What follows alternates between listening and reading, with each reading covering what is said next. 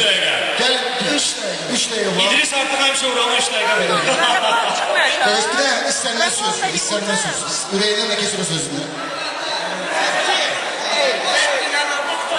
Ya, saxla. Bir dəqiqə, mən ondan soruşdum bakalım.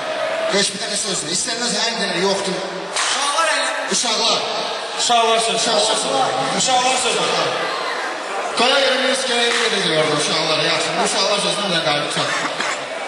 Əyləncə sonradan gəldi. İkinci əyləncə indirik. Vaxtını çıxsın. Bizim ambar, uşaqlar.